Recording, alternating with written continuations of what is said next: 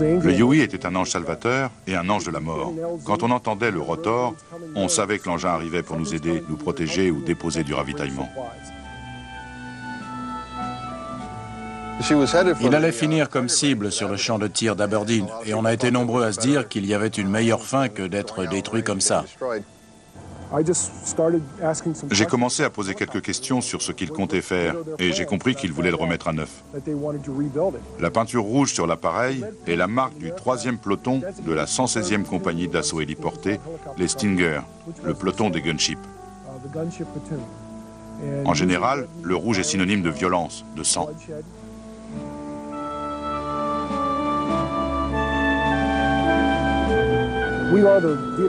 Nous sommes les anciens du Vietnam, section 451 de Baltimore, Maryland. C'était la plus grosse section des États-Unis à l'époque.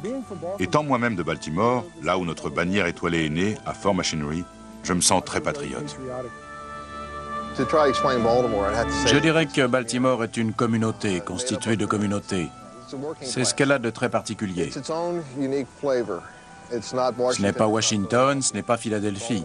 Tous ceux qui sont nés ici vous le diront, ils sont très fiers d'être de Baltimore.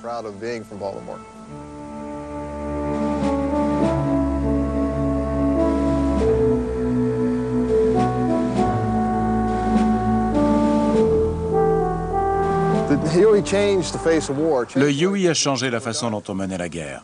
Le Vietnam était vraiment la guerre de l'hélicoptère. Et les enfants doivent le savoir.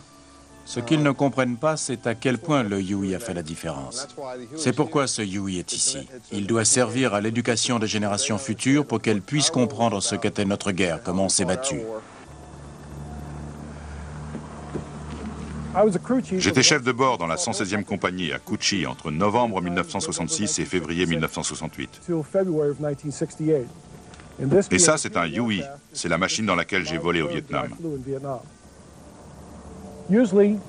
Sur les appareils au Vietnam, on n'avait pas nos noms sur les portes par crainte des représailles ennemies.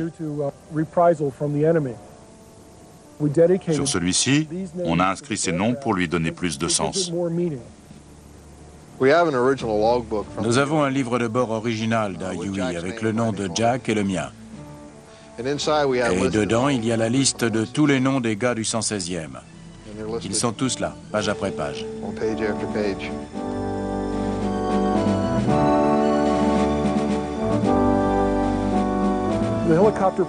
Le projet de faire revivre cet hélicoptère est parti d'un réveil, d'une prise de conscience, une sorte de renaissance totalement soutenue par la section. Nous nous sommes retrouvés, nous étions frères à nouveau. C'est aussi un symbole pour les anciens du Vietnam, pour qu'ils viennent ici et qu'ils se souviennent. Parce qu'il n'y en a pas un seul qui ne se souvienne pas du bruit des pales du rotor.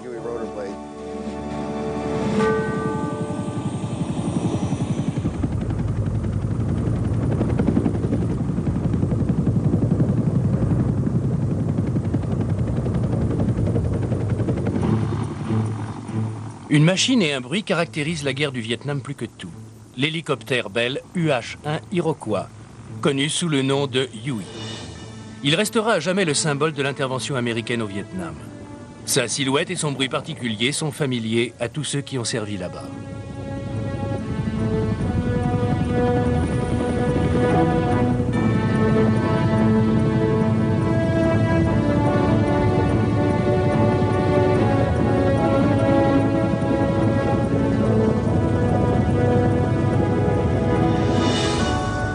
L'US Army, la Navy, l'Air Force et les Marines ont utilisé le Huey pour toutes sortes de missions.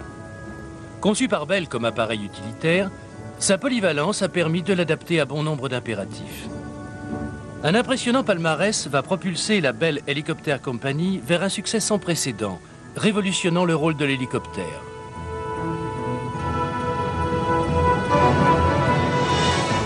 Pendant la guerre du Vietnam, le travail du Huey, combiné avec d'autres hélicoptères, a ajouté un nouvel élément stratégique militaire et aujourd'hui, l'hélicoptère est une composante essentielle de toutes les armées du monde.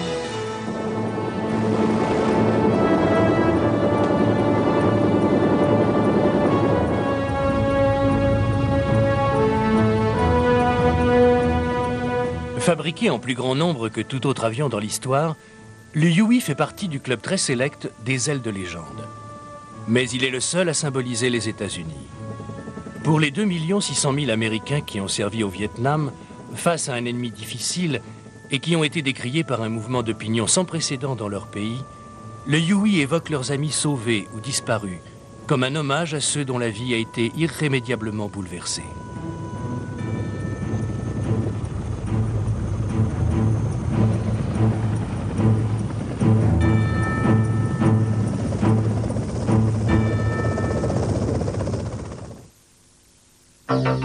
Le Bell Huey est l'œuvre d'un des plus fascinants innovateurs de l'histoire de l'aviation, Arthur Young.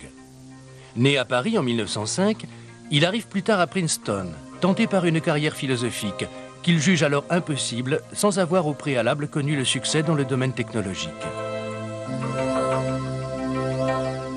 Après une visite au bureau des brevets en 1927, il décide de s'attaquer à l'hélicoptère. Pendant plus de 10 ans, Young travaille seul dans une grange du Connecticut, essayant sans relâche les maquettes de ses appareils.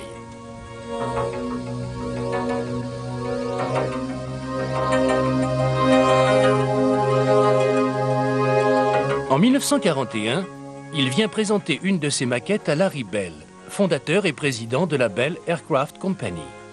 Celui-ci s'intéresse de près au travail de Young et l'embauche pour mettre au point son hélicoptère.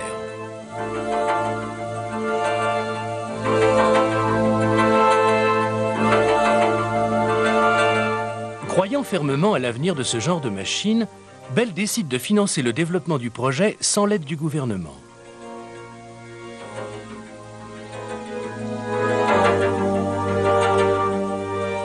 En moins de 18 mois, Young, aidé par d'autres ingénieurs de la firme, crée le premier hélicoptère Bell, le modèle 30. Par une froide journée d'hiver, Young et ses collègues inaugurent le modèle 30. Mais les incidents se succèdent. En effet, il faut d'abord ajuster la hauteur des patins d'atterrissage pour le sortir du hangar. Puis, une fois sorti, le moteur ne démarre pas. La machine fait plutôt mauvaise impression.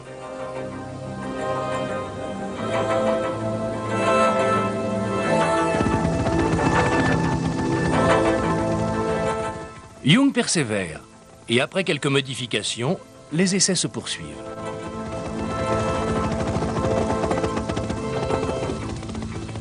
Pendant plusieurs mois, ceux-ci se limitent à des tests arrimés, destinés à explorer la mobilité et la stabilité de l'appareil. Ces essais permettent à Young de savoir immédiatement s'il dispose d'une puissance suffisante pour le soulever.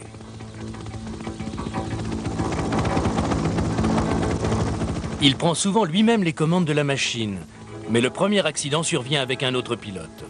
Ce dernier est éjecté de son siège et passe à travers le rotor. Il s'en tire miraculeusement avec un poignet cassé, et les essais se poursuivent.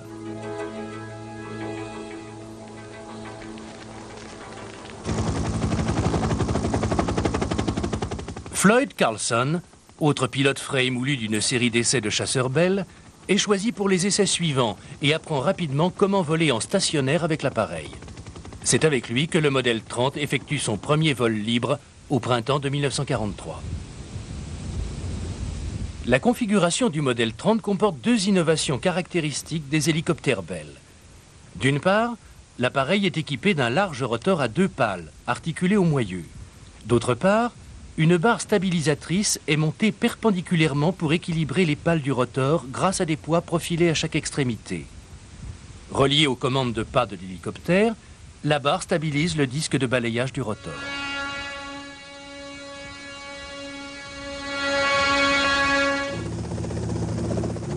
L'appareil est propulsé par un moteur Franklin de 165 chevaux. Il est doté d'un fuselage et d'une cabine ouverte.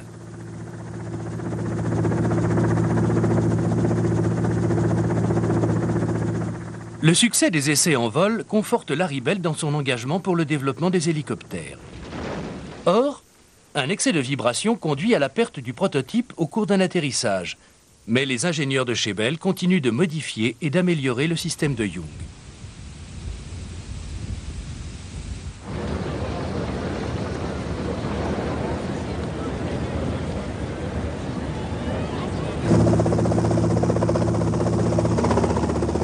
La machine continue à évoluer Et le pilote d'essai Floyd Carlson découvre rapidement les qualités particulières de l'hélicoptère. En 1944, il effectue un vol stationnaire à bord de l'appareil expérimental devant une foule ébahie à Buffalo, dans l'État de New York. C'est le premier vol en hélicoptère effectué en espace clos aux États-Unis. Ce jour-là, Carlson ne fera qu'une objection. L'énorme quantité de poussière qui s'élève à l'intérieur du bâtiment et l'insistance de l'opérateur lumière à pointer le projecteur directement sur le cockpit lui donne du fil à retordre pour orienter l'appareil. Bien que personne dans l'équipe de développement n'apprécie vraiment ce genre de manifestation, tout le monde comprend l'importance d'un soutien du public lorsqu'il s'agit d'innover dans le domaine aéronautique.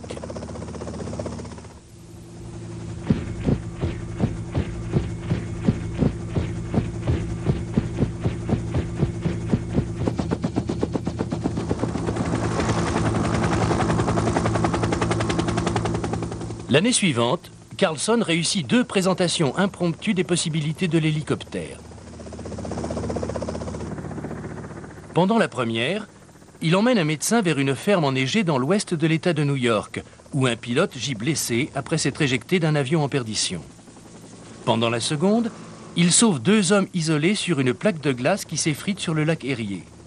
Il démontre ainsi les capacités uniques de l'hélicoptère à effectuer des missions que ni les avions ni les bateaux n'auraient pu mener à bien.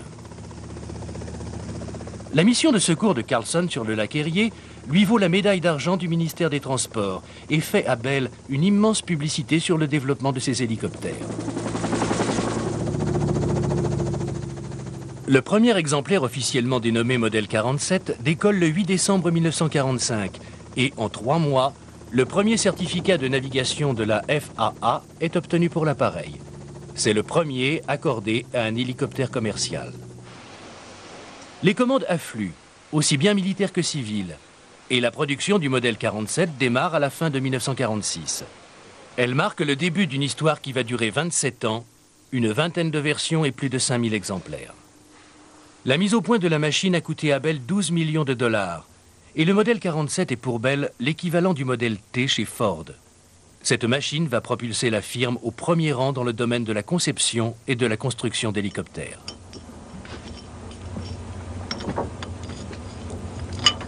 Larry Bell est déterminé à faire entrer l'hélicoptère dans le monde civil et envoie des équipes de vente pour démontrer la diversité des utilisations potentielles de l'appareil. Sur ces nouveaux modèles, la cabine de l'ancienne version est remplacée par une bulle de plexiglas.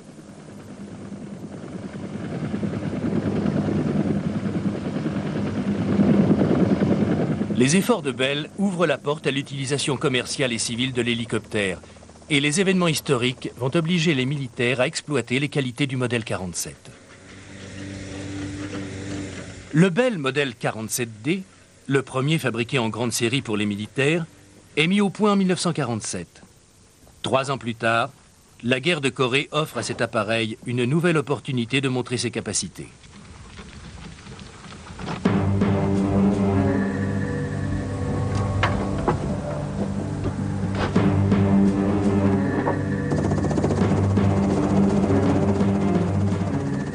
Le froid intense de l'hiver coréen pèse lourdement sur les troupes et les véhicules.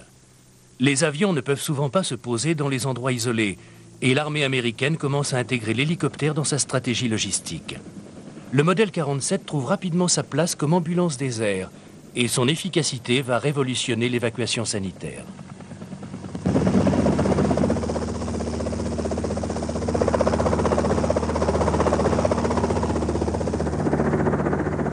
L'appareil peut se poser pratiquement partout et équipé de ses 2 civières montées de chaque côté, il peut rapidement transporter 2 blessés et un médecin vers un MASH, un hôpital de campagne.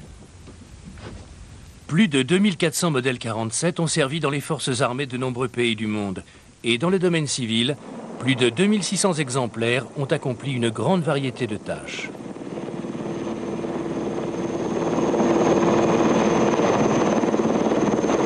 Le succès du modèle 47 donne à Bell les moyens financiers de développer de nouvelles machines. En 1954, les ingénieurs conçoivent le modèle 204 suivant les spécifications de l'US Army qui recherche un hélicoptère d'évacuation de blessés, de transport de troupes et d'entraînement pour les pilotes. L'Army demande une machine capable d'emporter une charge totale de 400 kg avec un rayon d'action de 175 km et facile à entretenir en campagne.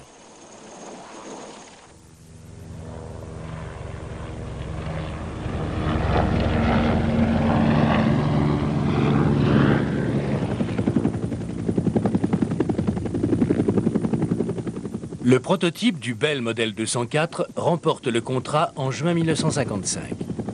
Il vole le 22 octobre 1956 et les militaires autorisent la fabrication de 6 appareils supplémentaires de mise au point en demandant quelques modifications sur le modèle d'origine.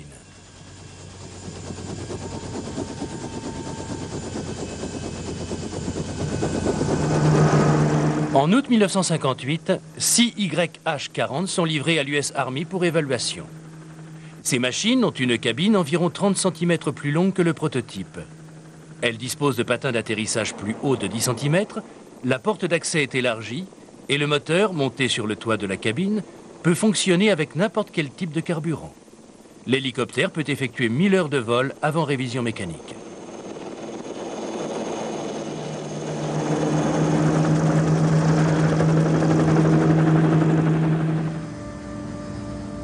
La cabine peut accueillir 2 hommes d'équipage et 8 hommes de troupe. L'armée américaine fait subir à ces 6 machines toutes sortes d'essais extrêmement rigoureux dans des environnements difficiles.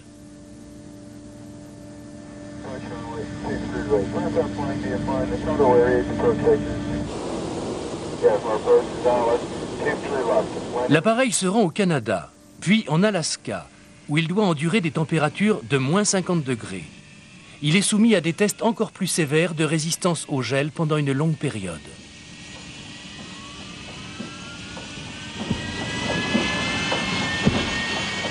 Le résultat de ces essais confirme que le YH-40 peut fonctionner par les temps les plus froids. D'autres exemplaires partent dans le désert de l'Arizona, où ils doivent supporter des chaleurs extrêmes et ingérer des quantités énormes de poussière.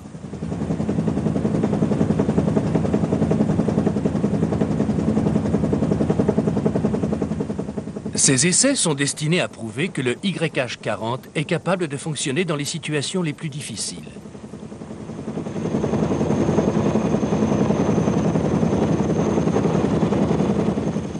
L'US Army vérifie aussi les capacités tactiques de l'appareil pour le transport des troupes, l'évacuation sanitaire et l'embarquement d'approvisionnement.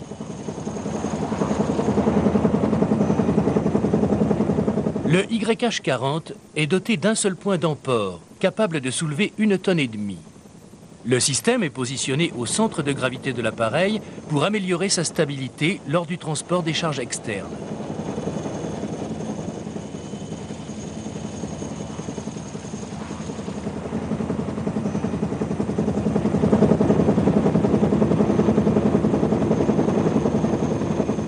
Ici, le YH-40 soulève sans problème un avion L-19 qui pèse un peu moins d'1 tonne.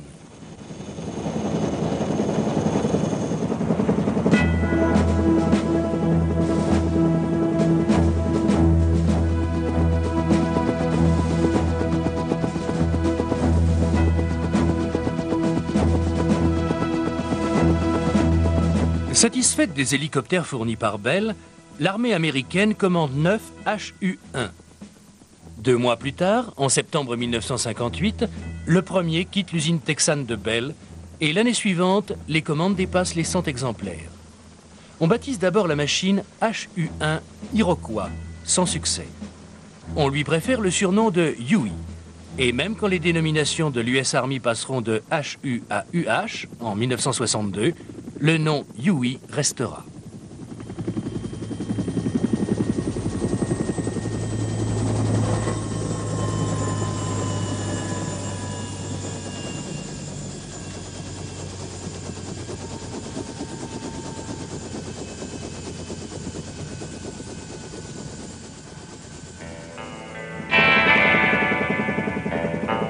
Avant 1960, peu d'Américains connaissent le terrain marécageux et la jungle sauvage du Vietnam, pays côtier du sud-est asiatique. Pourtant, au cours de la décennie suivante, 2 600 000 Américains serviront leur pays sur ce territoire. Et plus de 60 000 ne survivront pas.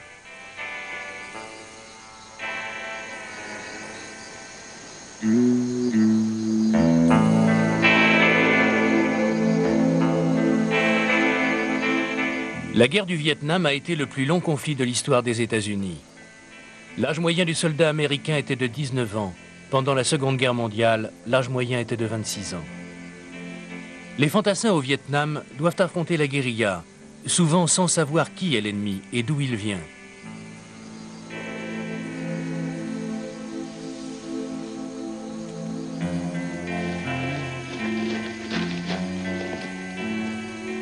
Une grande partie du matériel militaire traditionnel américain ne convient pas au terrain souvent changeant du sud-est asiatique et de nouvelles technologies doivent être rapidement mises en œuvre.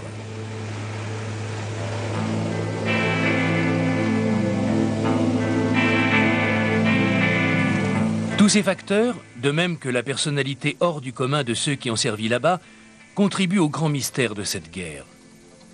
Un aperçu de la guerre vue du cockpit d'un Huey peut sans doute éclaircir ce mystère.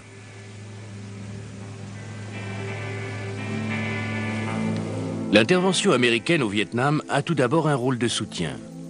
Les États-Unis sont prêts à aider le sud du pays à défendre sa liberté. Mais à mesure que la victoire des Nord-Vietnamiens se précise, des opérations militaires à grande échelle sont montées et des quantités de plus en plus grandes de matériel américain, en particulier des avions, arrivent au Vietnam. Pendant toute la guerre, les États-Unis s'acharnent désespérément à freiner les infiltrations de soldats et d'approvisionnement ennemis déversés sur le sud. Au début, les stratèges du Pentagone pensent que des frappes aériennes massives sur le nord vont réussir à la fois à faire payer Hanoï et à forcer les Nord-Vietnamiens à s'asseoir à la table des négociations. Ces frappes aériennes ne ralentissent que très peu les lignes d'approvisionnement nord-vietnamiennes. Et progressivement, des troupes terrestres arrivent des États-Unis pour se battre sur le terrain.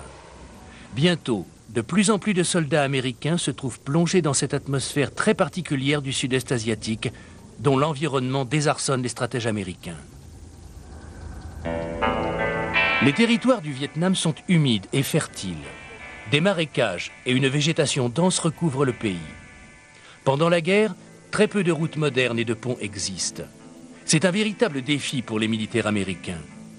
Le déplacement de troupes, de camions, de chars et d'approvisionnement dans ces conditions n'a jamais été envisagé par le Pentagone. Il faut développer de nouvelles méthodes par tâtonnement et dans chacune d'elles, on retrouve l'hélicoptère.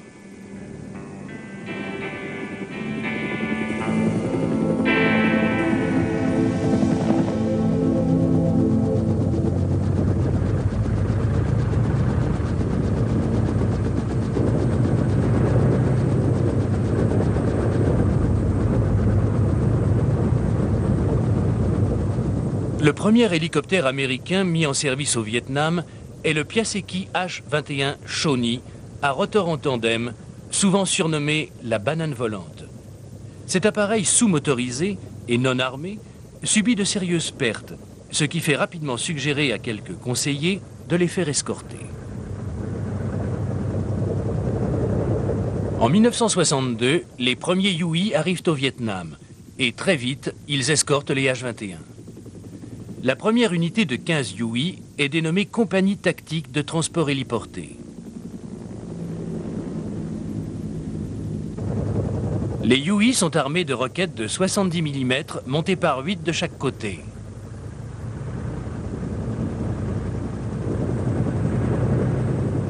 Deux mitrailleuses de 30 mm refroidies par air sont installées sur des patins, alimentées par un magasin de munitions logé à l'intérieur de la cabine. La méthode normale d'approche des H-21 oblige à décaler la formation et à voler approximativement à 1 minute d'intervalle. Les troupes débarquent aussi rapidement que possible et les appareils repartent immédiatement, car c'est au moment où ils sont au sol qu'ils sont les plus vulnérables.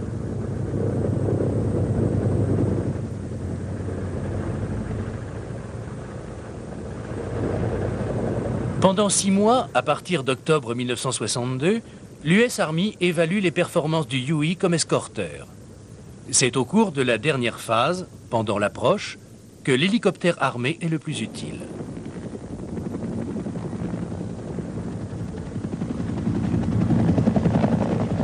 Les tirs de barrage du Huey s'avèrent très efficaces pour réduire ceux de l'ennemi sur les hélicoptères de transport. Pendant les 5 premiers mois de combat, un seul Huey gunship est abattu et les pertes de H-21 diminuent de 25%.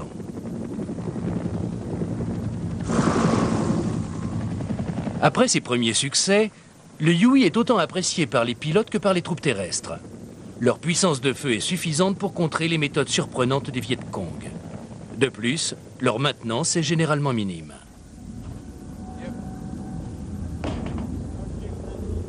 Le moteur du Huey est conçu pour être révisé toutes les 1000 heures de vol, soit approximativement 200 000 km. C'est une caractéristique sans précédent pour un hélicoptère. Le changement de la turbine peut s'effectuer en quelques minutes sans même vidanger le carburant, ni débrancher le système électrique.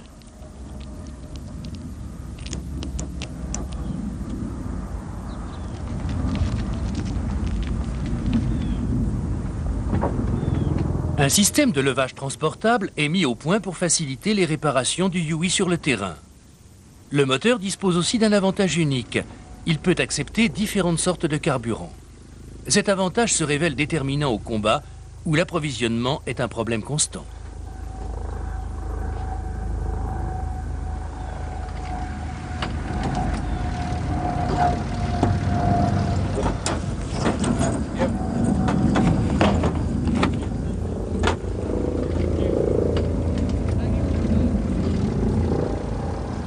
Ces premiers succès du Huey satisfont la Bell Aircraft Company.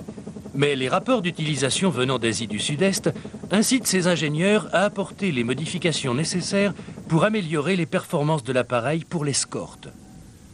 La plus importante est l'installation du système Emerson XM6 Quad System. Ces canons orientables sont dirigés par le copilote grâce à un système de visée articulé monté sur le dessus de la cabine. Les canons sont alimentés par une douzaine de magasins de 500 coups installés à l'arrière du plancher de la cabine.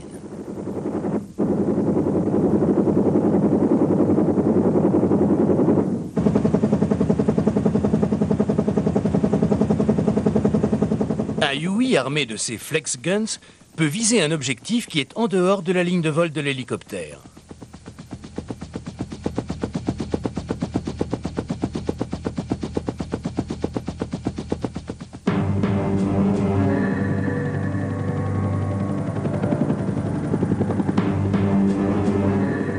Ces modifications bonifient grandement l'appareil, mais il devient de plus en plus difficile pour les Huey d'affronter un ennemi terré dans des tranchées.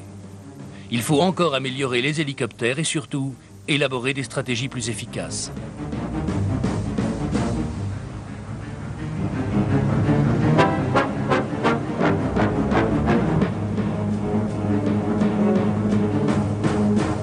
À nouvelle stratégie, nouveau matériel. Bell progresse encore. Et le UH-1D entre en service en 1963. Le diamètre du rotor passe à 14,40 m et la corde des pales à 52 cm, ce qui permet de doubler la charge utile de l'appareil. Le UH-1D peut embarquer 14 passagers ou 2 tonnes de fret.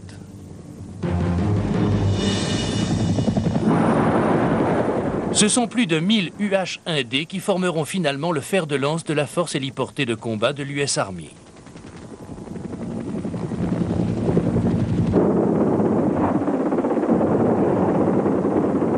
Tandis que les Huey Gunship font preuve de leur valeur, d'autres appareils assurent différents types de missions. La plus importante était incontestablement celle des Dust-Off. Portant le nom de leur identification radio et en service dans le corps médical de l'armée américaine, ces Huey exécutent leur mission avec habileté, courage et efficacité. Ils sont chargés de récupérer les soldats blessés en moins de 15 minutes, sans se préoccuper ni de l'arme, ni de la nationalité.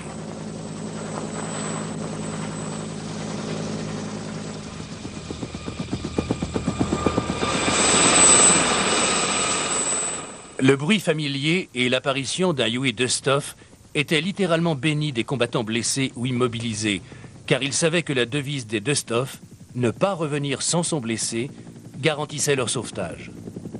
Plus de 97% des blessés récupérés sur le champ de bataille ont survécu, preuve du courage des équipages et du succès des Huey.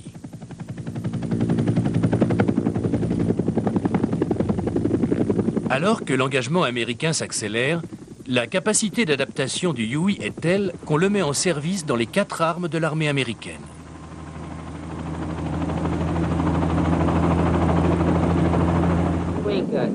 Bluebird 3-0. Large cargo truck, position X-ray, Romeo 7386. Request surface units investigate. Bluebird 3-0, this is clean cut, roger out. Suspicious contact report, sir? Very well, thank you.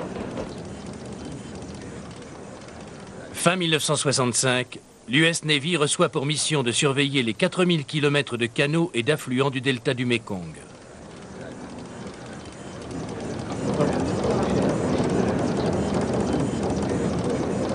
L'opération Game Warden a pour but d'endiguer le flot d'approvisionnement ennemi entrant au Sud-Vietnam.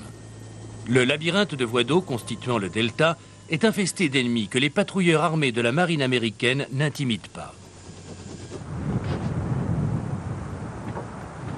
La Navy comprend immédiatement qu'elle a besoin d'hélicoptères gunship en appui au sol. Plusieurs UI sont empruntés à l'armée de terre.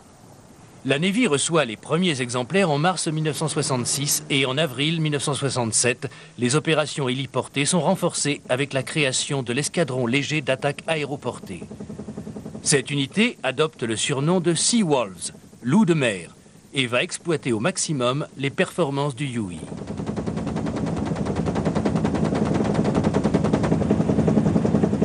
Le succès des missions Seawolf en étau, appui direct des patrouilleurs en conjonction avec la surveillance armée de la région du Delta, est un chapitre mémorable de l'histoire du UI. L'appareil a donné un nouveau rôle à l'hélicoptère, qui continuera à servir de gunship pendant toute la guerre. Sa capacité d'adaptation à toutes sortes de missions en a fait une des machines volantes les plus courantes sur le territoire vietnamien. En 1967, les États-Unis sont complètement engagés dans la guerre par hélicoptère. Pendant les 4 années suivantes, près de 2000 hélicoptères voleront en permanence dans le ciel vietnamien. À l'été 1966, malgré les excellents états de service du UI qui remplit avec succès toutes les missions qu'on lui confie, un nouveau gunship s'impose. Engagé dans un conflit qui s'amplifie, l'appareil américain, aussi armé soit-il, n'est en fait qu'un hélicoptère de transport modifié. Les hélicoptères armés sont devenus indispensables, et quand le successeur du UH-1 fait son apparition en 1968, il démontre immédiatement que les UI armés gunship ont changé les règles de la guerre. Le Bell AH-1 Cobra est le premier appareil conçu spécialement pour cette tâche. Son impressionnante puissance de feu, couplée à sa vitesse exceptionnelle, vont donner un aperçu de l'avenir des hélicoptères d'attaque.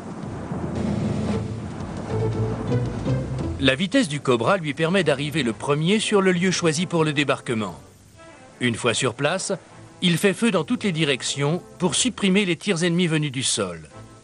Ces tirs de barrage continuent pendant le débarquement, appuyés par des fumigènes largués d'un autre appareil.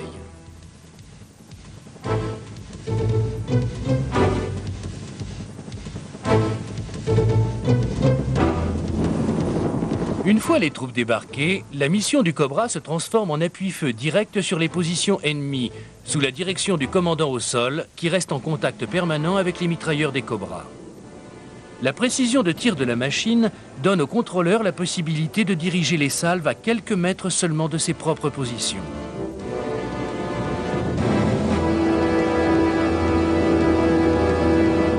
Autre élément important du Cobra, ses lance-roquettes. Il emporte plus d'1 tonne d'armement avec des paniers de 19 roquettes de part et d'autre du fuselage. Il a une puissance de feu équivalente à un tir de barrage de 38 coups d'obusier.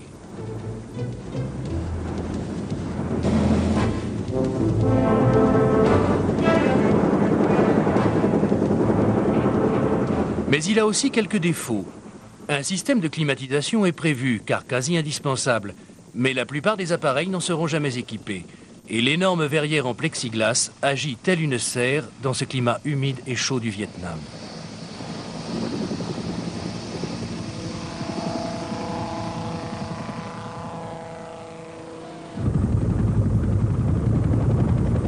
À la différence des UI, les Cobras n'embarquent que 2 passagers.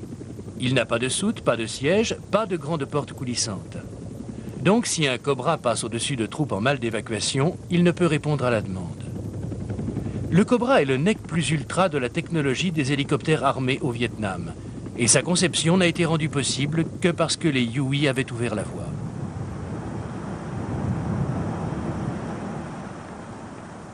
Toutefois, ces problèmes n'empêchent pas l'avion d'accomplir les missions pour lesquelles il a été conçu. Il démontre avec brio l'utilité des gunships au combat. L'hélicoptère d'attaque, doté d'un moteur puissant, extrêmement maniable, fournissant une énorme puissance de feu, est maintenant devenu un élément indispensable dans un conflit moderne.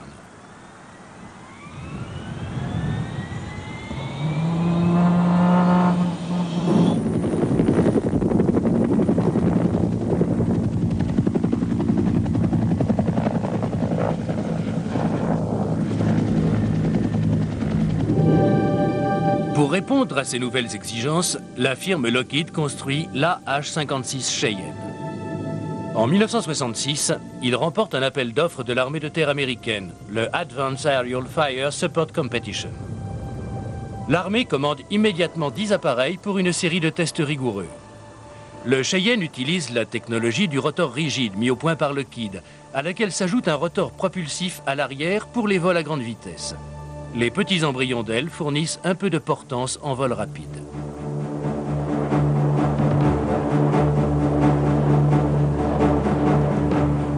Au cours d'un vol horizontal, presque toute la puissance du moteur alimente le rotor arrière propulsif. Seul le quart de la puissance est dirigé vers le rotor principal. Le Cheyenne peut atteindre la vitesse incroyable de 400 km/h, et cette capacité de voler vite à basse altitude est une première pour l'époque.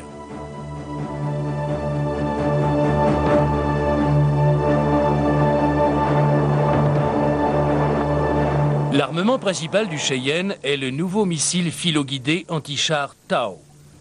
Le Cheyenne emporte 6 de ces missiles et a en plus un mini-canon de 7,62 mm et un autre canon anti-char de 30 mm. Ce système d'armes très polyvalent est entièrement assisté par ordinateur et utilise la technologie laser et le radar Doppler. Le contrôle de tir peut se caler sur un objectif pendant toute la durée d'un engagement, quelle que soit la position de l'hélicoptère. L'habitacle en tandem avec une énorme verrière offre une excellente visibilité aux pilotes et aux mitrailleurs. Le pilote peut désormais voir toutes ses cibles. Il lui suffit de viser avec son collimateur de casque, choisir son armement et faire feu. Le système de roquette est très précis et les capacités de l'appareil à faire une approche très rapide à basse altitude lui permettent un minimum d'exposition aux tirs ennemis. Encouragée par les succès continus du Huey et du Cobra, la firme Lockheed travaille dur pour faire passer le Cheyenne du stade du développement à celui de la production. Malheureusement, les dépassements budgétaires du programme entraînent son annulation en 1972. Néanmoins, l'histoire du Cheyenne confirme l'intérêt croissant des militaires pour les hélicoptères d'attaque, une avancée dans la stratégie militaire initiée par le Huey.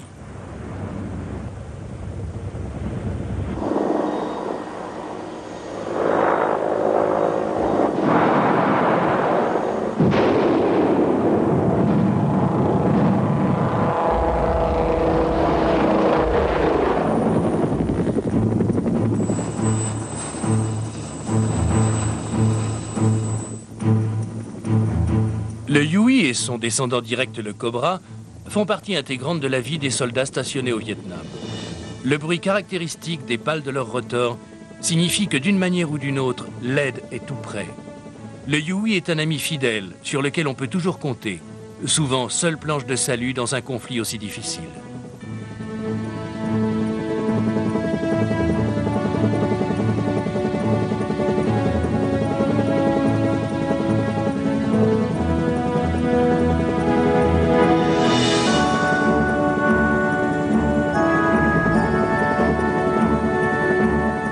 À la fin de la guerre, aux États-Unis, l'opinion est à la fois perdue et en colère.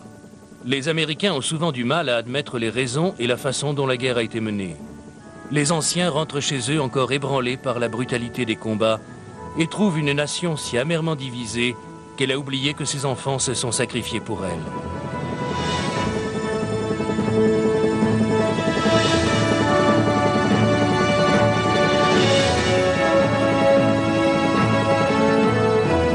Les blessures de la guerre du Vietnam ne sont pas tout à fait cicatrisées aujourd'hui. Nombreux sont ceux qui cherchent encore à comprendre leurs sentiments sur l'Asie du Sud-Est alors que de plus en plus de jeunes Américains ignorent tout de la période complexe du Vietnam.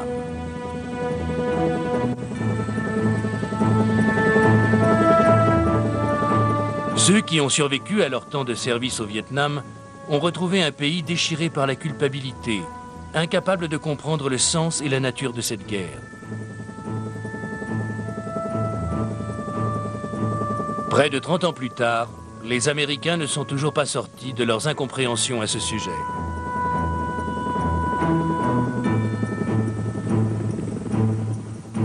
Les anciens du Vietnam se retrouvent souvent, unis par le lien qui les rattache aussi à ceux qui ne sont plus là et déterminés à ce que leur sacrifice ne soit pas oublié.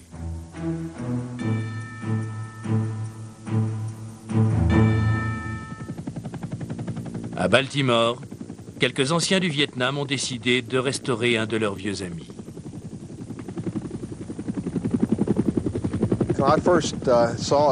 Je l'ai vu pour la première fois en photo dans le journal. Je suis allé à la section, j'étais déjà membre depuis longtemps. J'ai lu l'article et je suis venu le voir. C'est vrai, Jack. Au début, je me suis demandé si vraiment on devait le faire. L'engin était vraiment en mauvais état. Il était plutôt jeune. C'est le musée de l'aviation de la firme Martin qui l'a d'abord récupéré. On est allé le chercher là-bas. On l'a ramené ici. C'est cette photo qui m'a attiré. Et c'est là que je suis tombé sur Jack. On a d'abord établi un programme. Il fallait se débrouiller pour trouver les numéros de pièces détachées pour le restaurer. Il fallait trouver les gens capables de nous aider.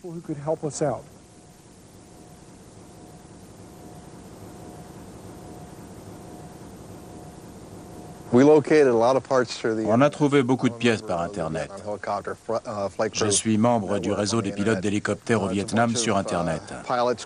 C'est un groupe de pilotes, de copilotes, de chefs de bord et de mitrailleurs. Je leur ai dit ce qu'on faisait et qu'on avait besoin d'aide. C'est tout.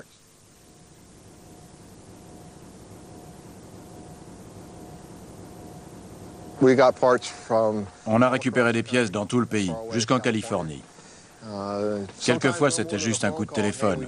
Il nous manque cette pièce. Pas de problème, on vous l'envoie. Ça nous a fait plaisir de recevoir un cadeau de Noël en juin.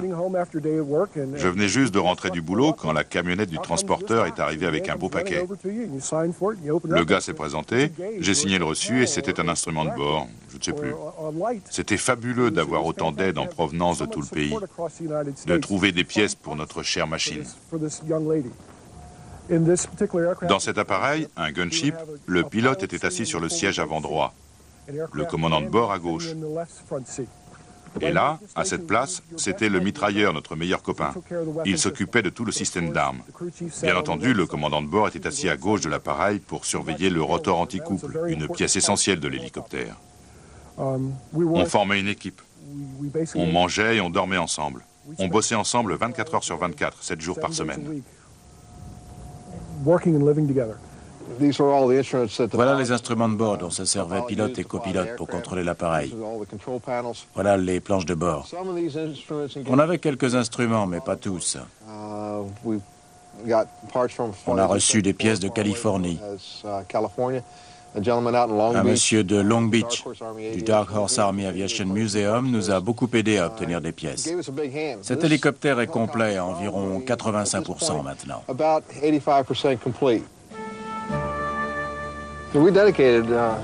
On a baptisé l'hélicoptère le 9 novembre dernier. C'était très émouvant. C'était vraiment un grand moment pour Jack et moi. Et beaucoup de travail. C'était vraiment très émouvant. Il y avait plus de 300 personnes avec nous ce jour-là, venues de tout le pays, du simple soldat au général. Ça nous a rappelé beaucoup de souvenirs. On a échangé pas mal de vieilles histoires. Je crois que c'est un peu une convalescence pour tous ceux qui étaient là-bas. En restaurant un hélicoptère, on pouvait parler de tout le reste, de ce qui s'était passé au Vietnam ou au Laos, là où j'ai fait toutes mes missions. On pouvait en parler, retrouver les émotions, les sentiments, les pensées qu'on n'avait pas pu évoquer depuis 30 ans.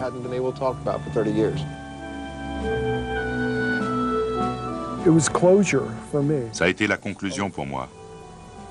J'ai pu tourner la page sur toute une époque que j'avais occultée pendant 30 ans. Je n'ai jamais aussi bien dormi que depuis le jour de la cérémonie. J'ai revu des types que je n'avais pas vus depuis longtemps. J'ai compris qu'il se passait des choses en travaillant sur l'hélicoptère. Quand un de ces gars passait devant, on se souvenait d'une conversation qu'on avait eue. Une journée vraiment émouvante. On a dévoilé notre machine et quand on a entendu les réactions, on a compris qu'on avait bien fait. On était nerveux, inquiets, est-ce que tout allait bien se passer? Est-ce qu'on avait oublié quelque chose? Ils seront déçus si tout n'est pas parfait. Ce fut une belle journée.